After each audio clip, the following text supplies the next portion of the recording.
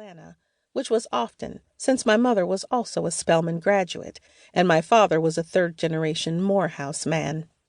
My parents loved visiting what they called the New Chocolate City and staying at the Ritz-Carlton in Buckhead. That gave them easy access to one of their favorite shopping spots, Phipps Plaza, right across the street. But though I did get to see my parents often, I only saw my brothers at Christmas, which we spent either in Raleigh, Boston, or New York City, which is where each of my brothers lived. Besides my family, though, I saw no one else. I had stayed away from D.C., all because of him. Everything I'd sacrificed, I'd done with him in mind. I wasn't sad about it, though. He had kept me focused. The entire time I was in college, I had just one plan: to get good grades and get in great shape.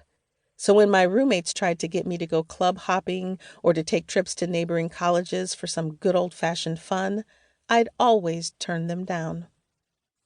Instead, I spent my time grooming my mind, body, and soul. I studied constantly, and when I wasn't studying, I worked out. I plumped up my ass by doing 100 squats a day, and then I jogged 2 miles around campus, twice a day. Doing that just about every day for 4 years had turned me from a girl into a lean, mean, toned woman. Then, with the money my parents sent as a weekly allowance, I took to the neighboring town and patronized the best hair salon, purchasing top-of-the-line conditioners and relaxers that had added nearly 14 inches to my cinnamon-colored tresses. From there, I'd spent hours at the day spa getting silk-wrapped manicures, coconut oil pedicures, and full-body hot rock muscle massages that became second nature to me. I had regular herbal facials, and of course, there was the honey waxing of my arms, legs, and yes, even my kitty. It had all paid off. I looked incredible, and it was all for Pastor Malik Stroman, the most handsome, smartest, put-together man that I'd ever met. He'd changed my life all those years ago. It was a revelation that had come to me in a single moment 6 years before. I was only 16 then, when the mothers of the church were preparing 9 of us girls in the ladies' lounge for our special ceremony.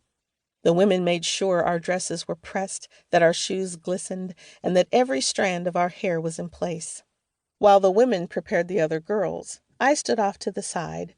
I wouldn't dare let one of them touch me. There was no need. My mother had already made sure that I was perfect. But I also stood away from the others because I didn't fit in. I had never fit in with the girls I went to school with or sat with in Sunday school. Not that I wanted to. I couldn't relate to their J.C. Penney dresses, rack room shoes, and chit-chatter about the teenage boys in our church. I had nothing in common with any of them. That wasn't my fault. My parents were the ones who'd set me apart from the very beginning. I'd been wearing designer clothes since I could read labels.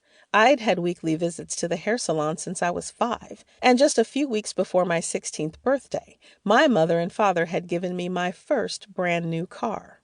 So there was just no way for me to relate to those girls or for those girls to relate to me. "Okay, come on now." Miss Pearl clapped her hands 3 times as she motioned for us to gather together in a small circle. "Let's pray." Even though they had placed small pillows on the floor so that we could kneel without messing up our stockings or our dresses, I sat on the settee in the corner of the lounge. My mother had spent $300 on my dress, and not even praying was going to get me anywhere close to the floor. Each of the mothers prayed over us, and then they lined us up and led us into the darkened sanctuary that was brightened only by hundreds of flickering candles.